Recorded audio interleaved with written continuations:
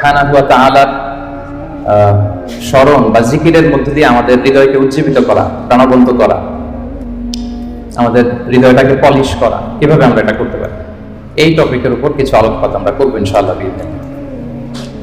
সম্মানিত সুধী, আল্লাহ তাআলার সন্তুষ্টিমূলক যে কোনো বিষয় এটা মনে মনে চিন্তা করা কিংবা মুখ দিয়ে বলা কিংবা কাজে বাস্তবায়ন করা, এটাই বেসিক্যালি যিকরুল্লাহ বা আল্লাহর স্মরণ।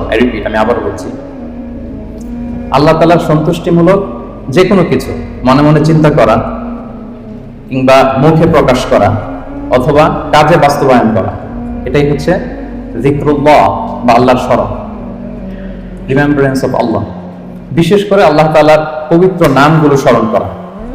আমরা জানি যে আমাদের দেহকে সতেজ রাখার জন্য, প্রাণবন্ত রাখার জন্য খাবারের প্রয়োজন হয়, ঠিক তেমনি ভাবে আমাদের আত্মা বা আমাদের হৃদয়কে সতেজ রাখার জন্য খাবারের প্রয়োজন হয়, আর সেই খাবারটা হচ্ছে যিকরুল্লাহ, আল্লাহর স্মরণ, রিমেম্বারেন্স অফ আল্লাহ সুবহানাহু ওয়া তাআলা।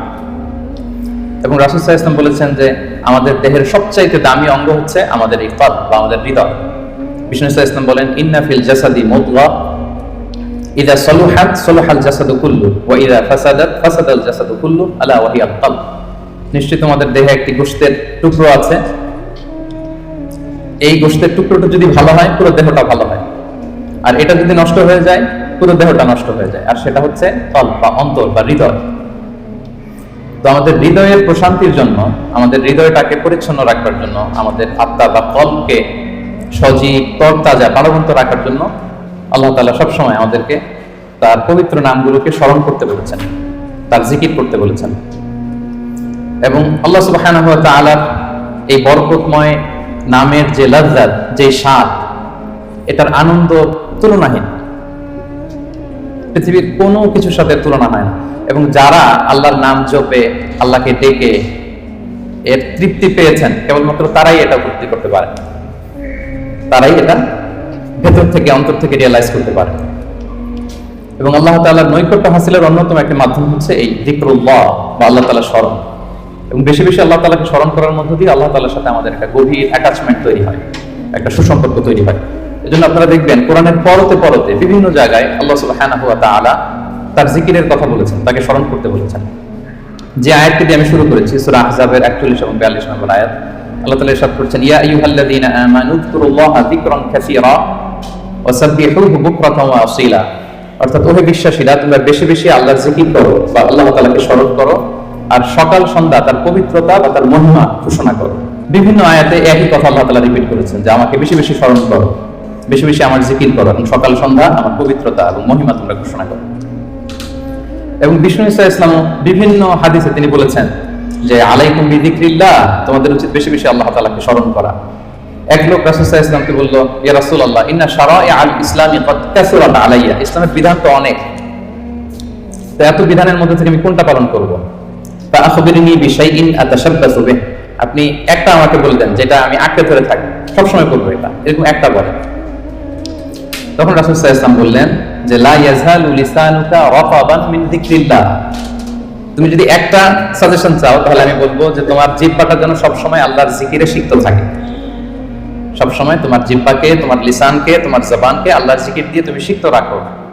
Always keep your tongue moist with the remembrance of Allah সুবহানাহু ওয়া তাআলা, আল্লাহর জিকিরে, আল্লাহর স্মরণে তোমার জিহ্বাটাকে সিক্ত রাখো।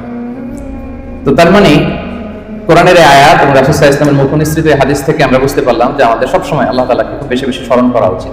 এবং এই যে শব্দটা যিকরুল্লাহ বা আল্লাহর স্মরণ, এই জিকির শব্দটা কোরআনে বিভিন্ন অর্থে এসেছে, কখনো কখনো এটা সালাত অর্থে এসেছে। যেমন আল্লাহ তাআলা বলেছেন, ইদা নুদিয়া লিস-সালাতি মিন ইয়াউমিল জুমআতি ফাসআউ ইলা যিকরিল্লাহ, জুমার আযান যখন হয় তখন তোমরা আল্লাহর জিকিরের দিকে ধাবিত হও। তো এখানে জিকির দ্বারা উদ্দেশ্য হচ্ছে জুমার সালাতের দিকে ধাবিত হও।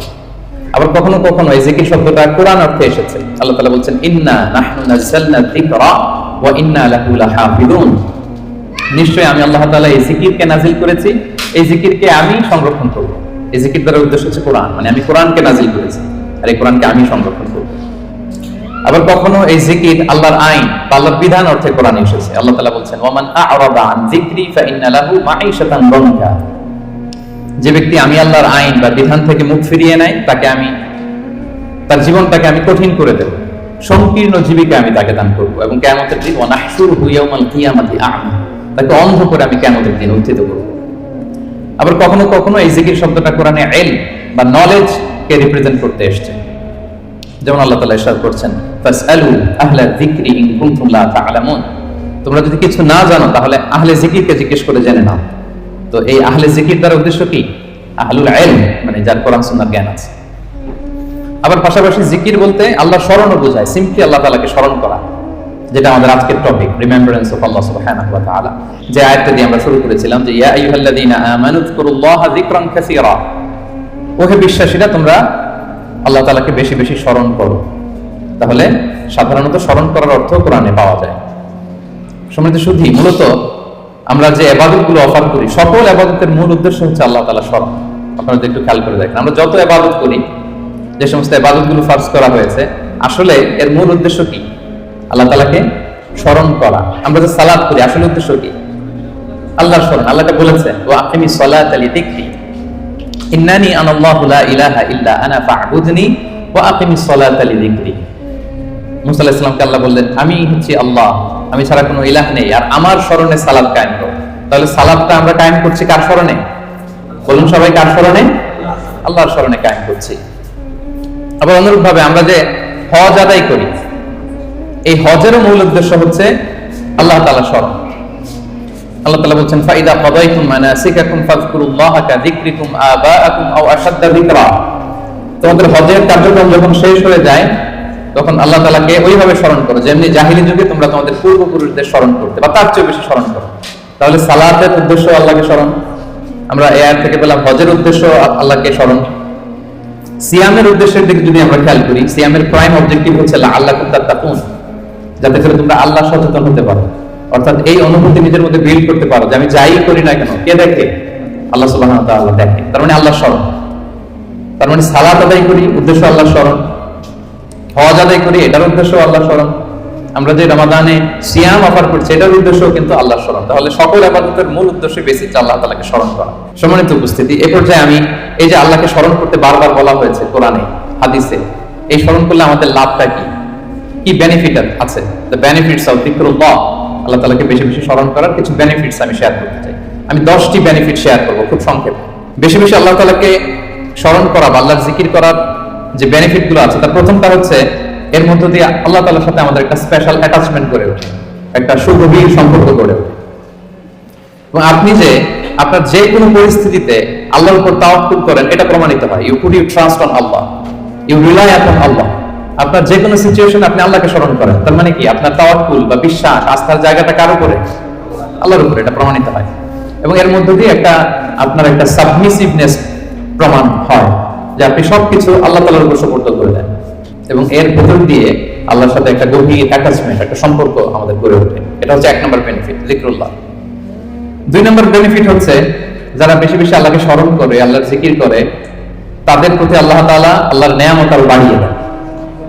আল্লাহর ব্লেসিংস, মার্সি, বাউন্টিজ, এগুলো আল্লাহ তাআলা আরো বাড়িয়ে দেন। কারণ বারবার আল্লাহকে স্মরণ করা মানে কি?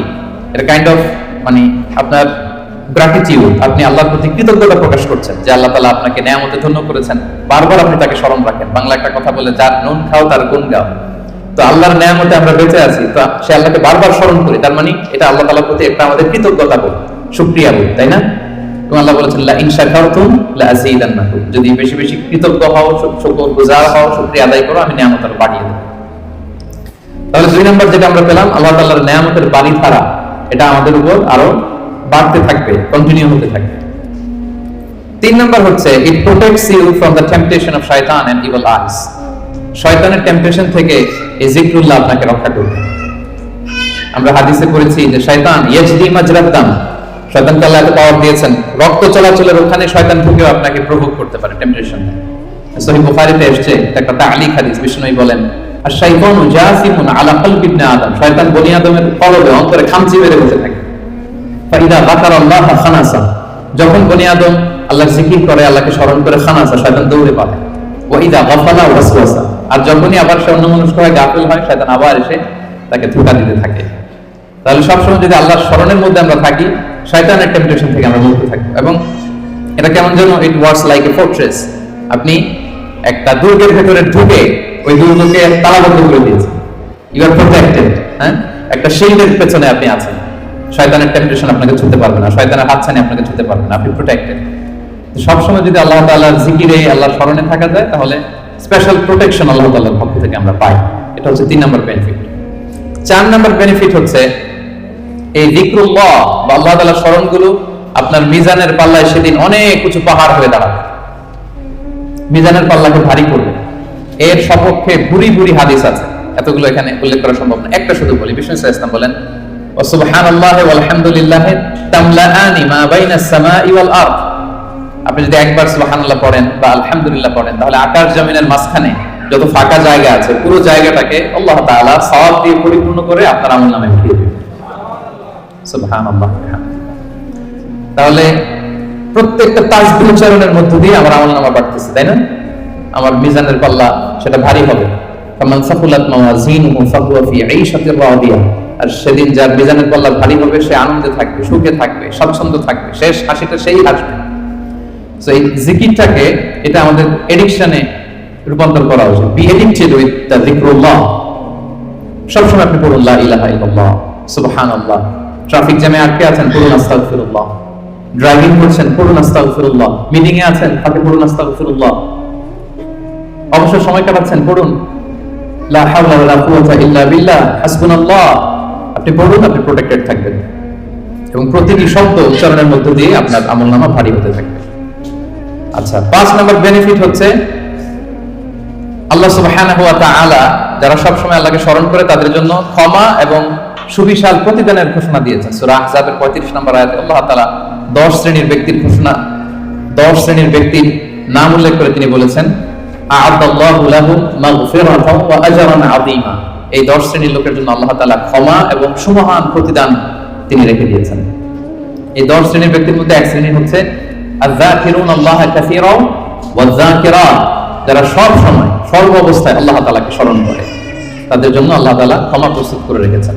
এবার বলেন তো আমাদের ক্ষমার দরকার আছে কিনা? হ্যাঁ, আছে।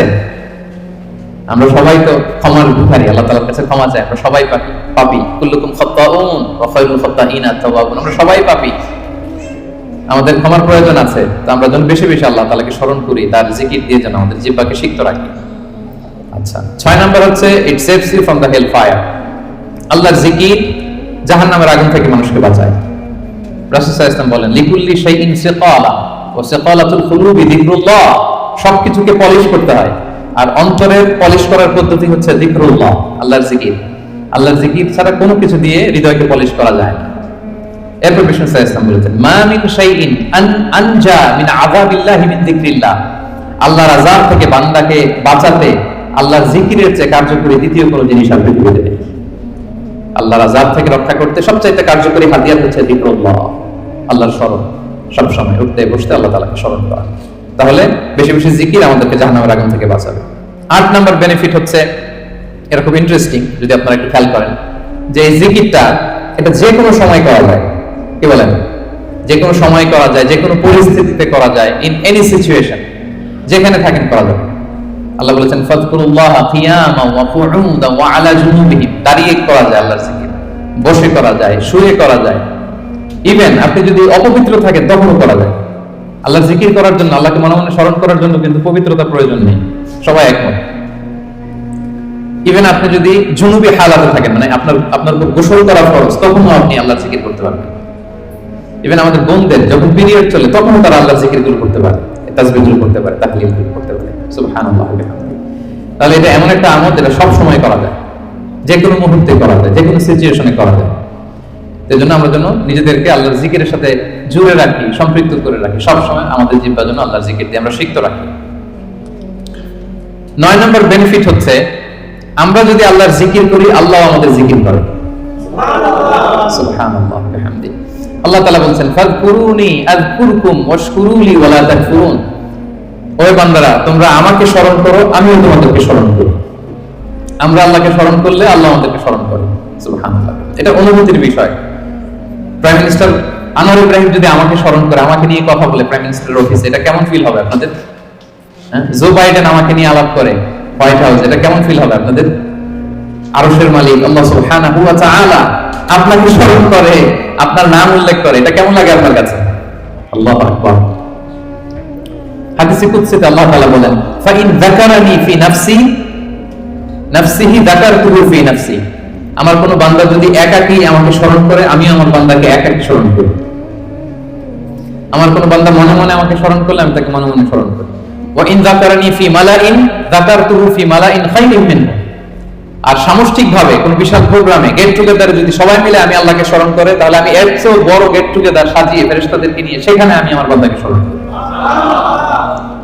ওয়া ইন তাকাররাবা ইলাইয়া বিশিবরিন তাকাররাবতু ইলাইহি যিরাআন।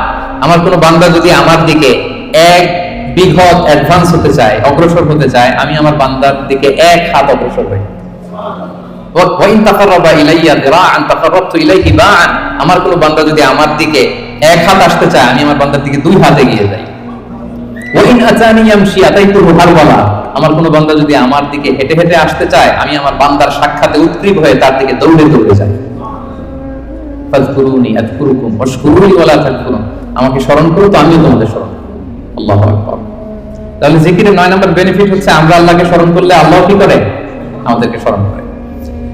জিকিরের 10 নম্বর বেনিফিট হচ্ছে জিকির হৃদয়কে প্রশান্ত করে। আলা বিযিকরিল্লাহি তাতমাইন্নুল কুলুব।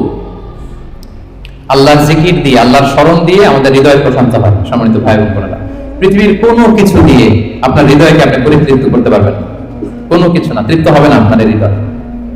আপনি যদি খুব পেট ভরে ভালো কিছু খান 5 স্টার বুফেতে, আপনার পেট ভরবে কিন্তু হৃদয় তৃপ্ত হবে না।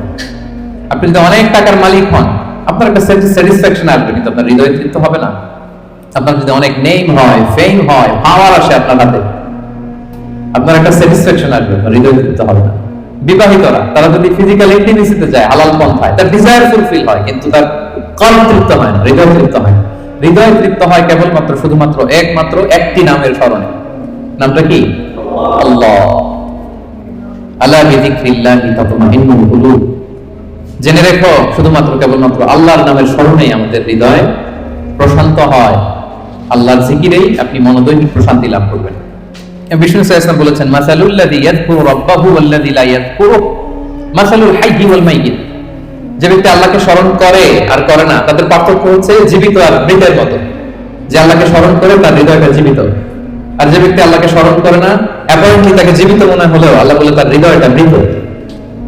ইবনে তাইমিয়া আলাইহি রাহমাহ উনি বলতেন, পানি ছাড়া যেমনি মাছ বাঁচতে পারে না, পানি থেকে মাছ উঠিয়ে ফেললে মাছের যেরকম অবস্থা, কোন বান্দা যখন গাফেল হয়ে আল্লাহর জিকির থেকে দূরে সরে যায়, তার হৃদয়ের ঠিক ওই অবস্থা হয়ে যায়। এটা মৃত অন্তরে রূপান্তরিত হয়। তাহলে আল্লাহর স্মরণের সর্বশেষ 10 নম্বর বেনিফিট আমরা যেটা পেলাম সেটা হচ্ছে আলা বিযিকরিল্লাহি তাতমাইন্নুল কুলুব। আল্লাহর জিকিরে আমাদের হৃদয় প্রশান্ত হয়। তাহলে 10টা বেনিফিট আমরা তো বুঝতে পারলাম নাকি? এখন কি মনের মধ্যে আগ্রহ জাগতেছে বেশি বেশি আল্লাহর তাসবিহ, তাহলিল, জিকিরগুলো করার অবসর টাইমে? হ্যাঁ, ইনশাআল্লাহ বলেন সবাই। ইনশাআল্লাহ, আল্লাহ আমাদের তৌফিক দান করুন। এবার আমরা একটু করে জেনে নেই, এই যে জিকির করব এটার পদ্ধতি কি। জিকিরের পদ্ধতি নিয়ে আবার অনেক কথাবার্তা আছে। কোন পদ্ধতিতে এই জিকিরটা আমরা করব? শুরুতেই তো আমরা এতটুকু বলেছি যে আল্লাযীনা ইয়াযকুরুনাল্লাহা কিয়ামান ওয়া কুউদান ওয়া আলা জুনুবিহিম, যে দাঁড়িয়েও জিকির করা যায়, বসেও করা যায়, শুয়েও করা যায়। আল্লাহ তাআলা একটা আয়াতে বলেছেন, ফাযকুরুল্লাহা কামা আল্লামাকুম মা লাম তাকুনু তা'লামুন। তোমরা আল্লাহকে ওইভাবে স্মরণ করো, আল্লাহর জিকির করো যেভাবে আল্লাহ তোমাদের শিখিয়েছে। তাহলে জিকির কিভাবে করতে হবে এটাও কিন্তু আল্লাহ তাআলা আমাদেরকে শিখিয়েছেন, ইনস্ট্রাক্ট করেছেন, গাইড করেছেন। আমি শোনাবো আপনাদের। আল্লাহ যেভাবে শিখিয়েছেন, ফাযকুরুল্লাহা কামা আল্লামাকুম, আল্লাহ যেভাবে শিখিয়েছেন ওইভাবে করো জিকির। কিভাবে শিখিয়েছেন আল্লাহ? সূরাতুল আ'রাফের 205 নম্বর আয়াতে আল্লাহ তাআলা খুব এক্সপ্লিসিটলি তিনি জানিয়েছেন কিভাবে আল্লাহর জিকির করতে হবে। আল্লাহ তাআলা বলছেন, ওয়াযকুর রাব্বাকা ফি নাফসিকা তাদাররুআন ওয়া খীফাতান ওয়া দুনাল জাহরি বিল কওলি বিল গুদুবি ওয়াল আসা ওয়া লা তাকুন মিনাল গাফিলিন। সম্মানিত সুধী, খেয়াল করে শুনুন কিভাবে আল্লাহর জিকির করতে হবে। দেখেন, আল্লাহ তাআলা কয়েকটা নির্দেশনা আমাদেরকে দিয়েছেন। নাম্বার 1, ওয়াযকুর রাব্বাকা, তোমার রবের জিকির করো। তার মানে জিকিরের মধ্যে কার নাম থাকতে হবে? কোন জিকিরে যদি আল্লাহর নাম না থাকে ওটা আল্লাহর জিকির হবে? বলেন। আপনি বাংলাদেশে অনেক জিকির দেখবেন যে এমন কিম্ভূত কিমাকার অদ্ভুত আওয়াজে জিকির করে যেখানে আল্লাহ তাআলার পবিত্র নাম খুঁজে পাওয়া যায়। এরকম জিকির আছে না? এটা কি কোরআন অনুযায়ী জিকির হলো? হয়। আল্লাহর নাম থাকতে হবে 1 নম্বর শর্ত। এরপর আল্লাহ বললেন ফি নাফসিকা, জিকির করতে হবে মনে মনে। এভাবে মনে মনে জিকির করতে হবে, মনে মনে আল্লাহ তাআলাকে স্মরণ করা, এটা রেকমেন্ডেড, এটা এটা বেশি ভালো। যদি আপনি আওয়াজ করে করতে পারবেন এটা জায়েজ আছে। 2 নম্বরে হচ্ছে তাদাররুআন, সবিনয়, আপনার একটা বিনীত ভাব থাকতে হবে জিকিরের মধ্যে। 3 নম্বর হচ্ছে খাইফাতান, ভীত বহবল চিত্তে, আল্লাহর ভয় আপনার অন্তরে জাগ্রত থাকতে হবে জিকিরের সময়। তারপর হচ্ছে দুনাল জাহরি মিনাল কওল, অনুচ্চ স্বরে, আওয়াজ করে না, চিৎকার চেঁচামেচি করে না। আওয়াজ করে জিকির করা যাবে শুধু তালিমের ক্ষেত্রে। ধরেন যে আমি শিক্ষা দিচ্ছি আমার স্টুডেন্টদেরকে বা লোকদেরকে যে এটা হচ্ছে লা ইলাহা ইল্লাল্লাহ, তো আমি আওয়াজ করে না বললে ওরা শুদ্ধ উচ্চারণ করতে পারবে? তালিমান তারবিয়াতান এটা জায়েজ আছে, কিন্তু বেসিক্যালি জিকির হবে ফি নাফসিক, মনে মনে। তাদাররুআন, সবিনয়, খাইফাতান, ভীত বহবল চিত্তে, দুনাল জাহরি বিল কওল, অনুচ্চ স্বরে আল্লাহ তাআলাকে ডাকো। এটা হচ্ছে জিকিরের পদ্ধতি কোরআনের আয়াতের আলোকে। হাদিসে বিষ্ণু সাল্লাল্লাহু আলাইহি ওয়াসাল্লাম আরেকটা যোগ করেছেন। এক হাদিসে বিষ্ণু বলেন 7 শ্রেণীর ব্যক্তিকে আল্লাহ তাআলা কিয়ামতের দিন তার সুশীতল আরশের নিচে ছায়া দিবেন, যেদিন আল্লাহ সেই ছায়া ছাড়া কোনো ছায়া থাকবে না। এর মধ্যে এক শ্রেণীর ব্যক্তি হচ্ছে রাজুলুন যাকারাল্লাহ খালিয়ান ফাফাদাত আইনা, এমন ব্যক্তি যে গোপনে আল্লাহকে ডাকে। যাকারাল্লাহ খালিয়ান, বিষ্ণুকে আরেকটা জুড়ে দিয়েছেন খালিয়ান, গোপনে। গোপনে জিকির এটা আল্লাহ তাআলার কাছে বেশি পছন্দনীয়। এরপর তিনি আবার বললেন ফাফাদাত আইনা, অশ্রুসিক্ত নয়নে, চোখের পানি ছেড়ে অশ্রুসিক্ত নয়নে যদি আমরা জিকির করি, ওই জিকিরটা ওই দোয়াটা আল্লাহ তাআলার কাছে খুব দ্রুত কবুল হয়ে যায়। প্রিয় ভাই বোনেরা, 2 ফোঁটা আল্লাহর কাছে সবচেয়ে প্রিয়। আওয়াজ করে বলুন তো কয় ফোঁটা? 2 ফোঁটা। এক হচ্ছে জিহাদের ময়দানে মুজাহিদের গা বেয়ে রক্তের ফোঁটা, জিহাদের ময়দানে মুজাহিদের শরীর থেকে ঝরে পড়া রক্তের ফোঁটা আল্লাহর কাছে বড় প্রিয়। 2 নাম্বার হচ্ছে অনুতপ্ত বান্দার চোখের পানির ফোঁটা।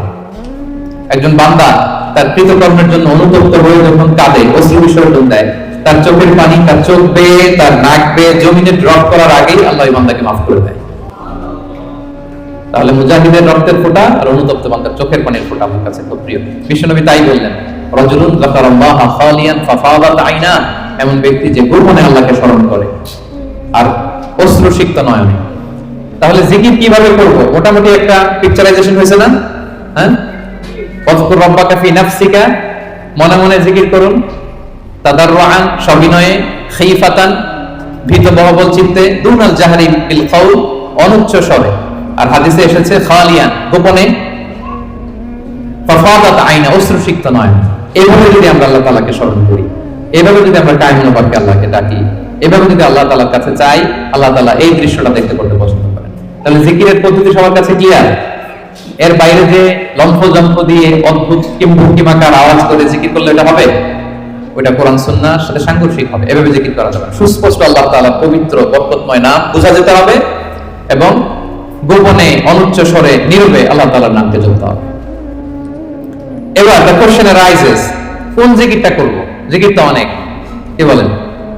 আমরা একটু জেনে নেই যে সবচেয়ে শ্রেষ্ঠ জিকির কোনটা। কেউ কি জানেন সবচেয়ে শ্রেষ্ঠ জিকির কোনটা?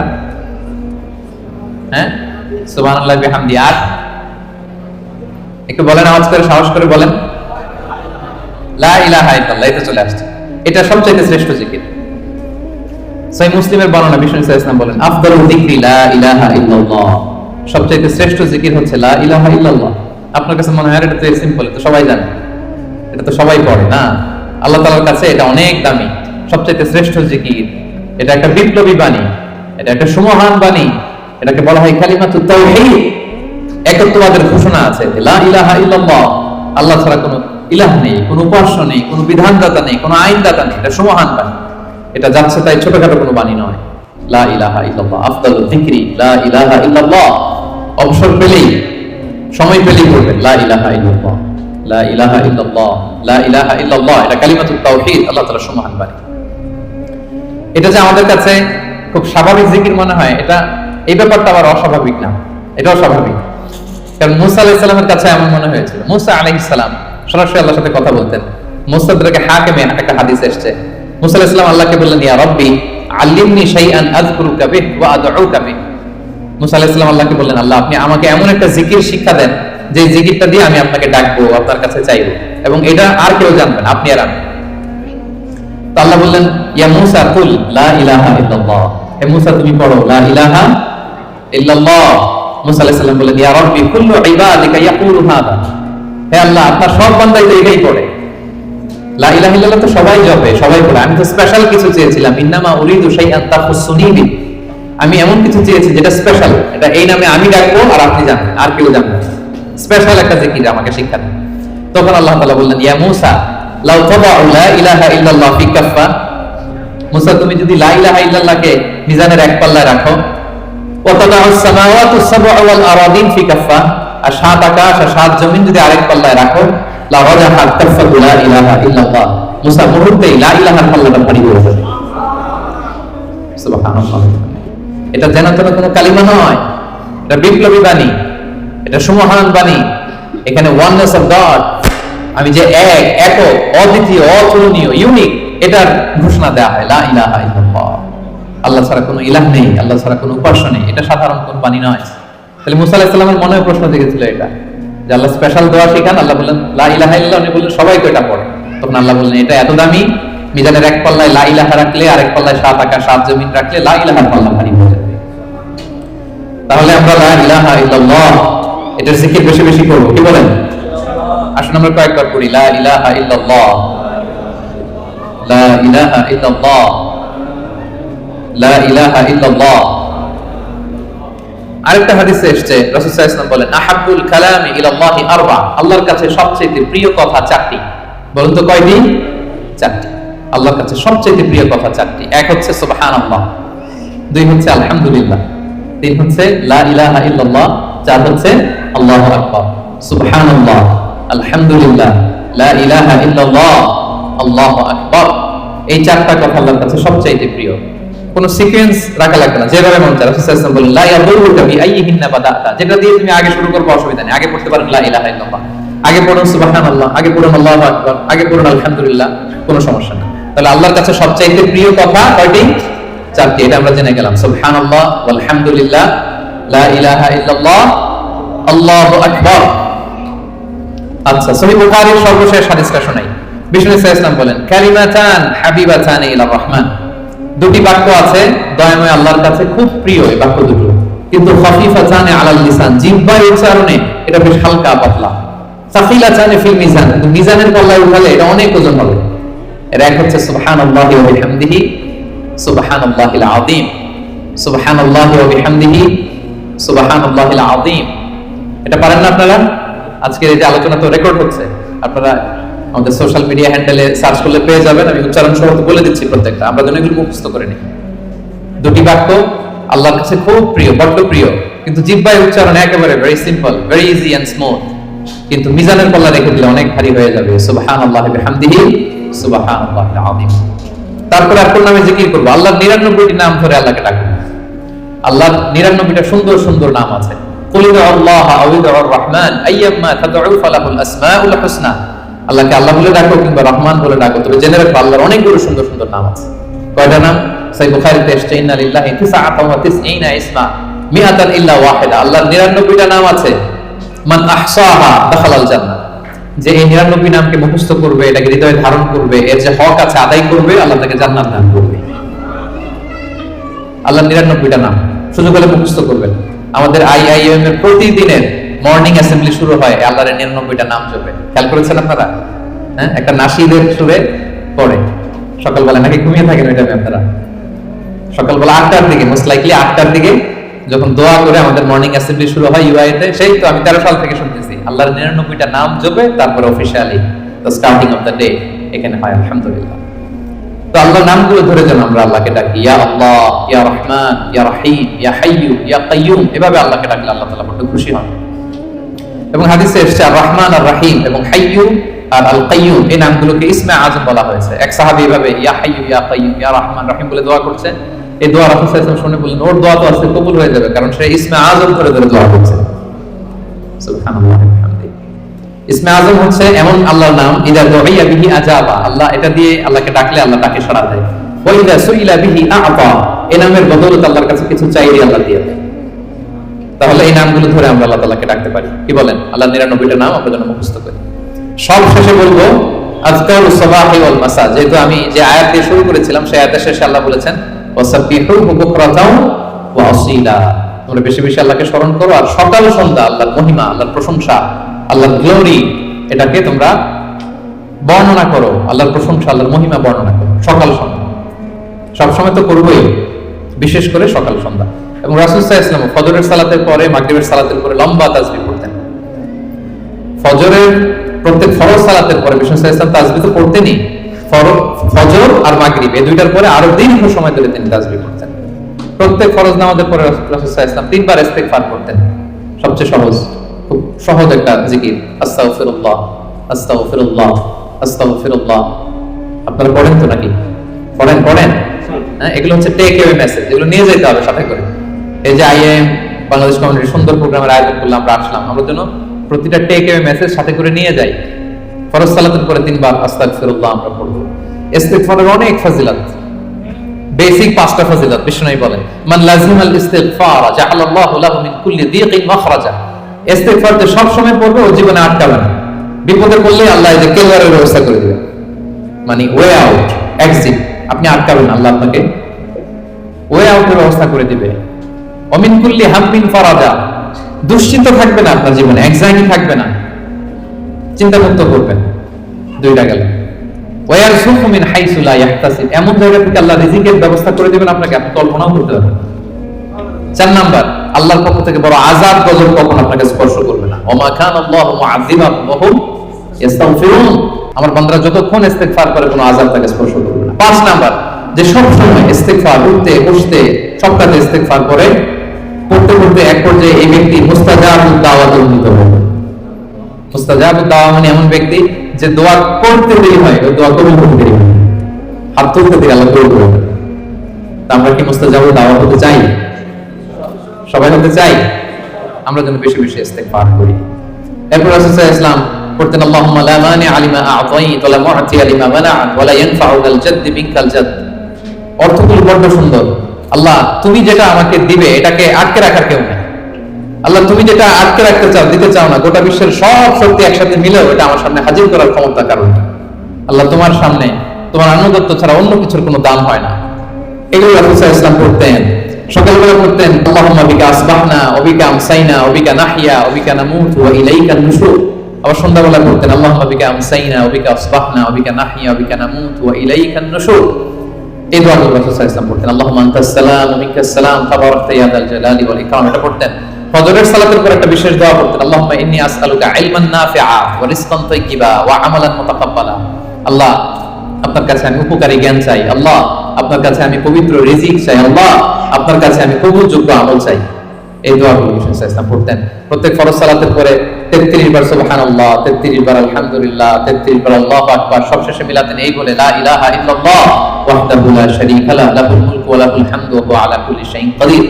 এই দোয়াটা, লা ইলাহা ইল্লাল্লাহ ওয়াহদাহু লা শারীকা লাহু, বিষ্ণু বলেন এটা আরাফার দিনের শ্রেষ্ঠ দোয়া। এই দোয়া আমি আমার আগের সব নবীরা পড়েছি। এই দোয়াটা যেন আমরা বেশি বেশি পড়ি। কত দোয়া যে বিষ্ণু সাল্লাল্লাহু আলাইহি ওয়াসাল্লাম করেছেন, প্রতিটা মুহূর্তে আল্লাহ তাআলার জিকির দিয়ে বিষ্ণু সাল্লাল্লাহু আলাইহি ওয়াসাল্লাম তার জিহ্বাকে সিক্ত রাখতেন।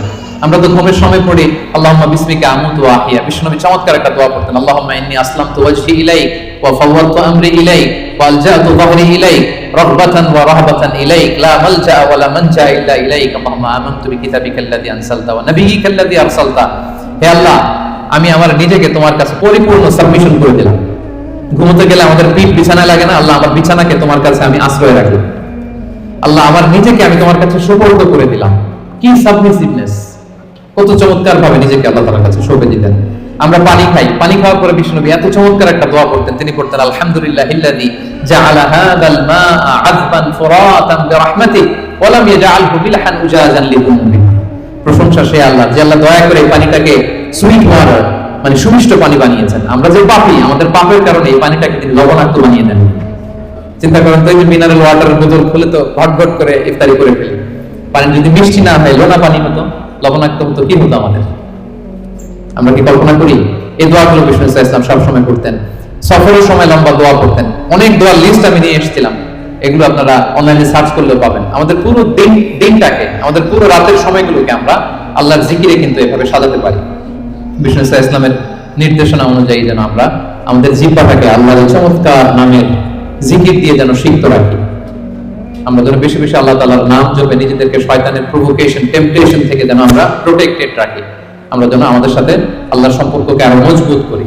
তাহলে আমরা যে টপিকটা দিয়েছিলাম, let's nourish our hearts with the remembrance of Allah, এই রমাদানে আমরা যেন বেশি বেশি আল্লাহ তাআলাকে স্মরণ করে আমাদের হৃদয়টাকে উজ্জীবিত রাখতে পারি, আমাদের হৃদয়টাকে যেন সজীব রাখতে পারি, যেন সিক্ত রাখতে পারি।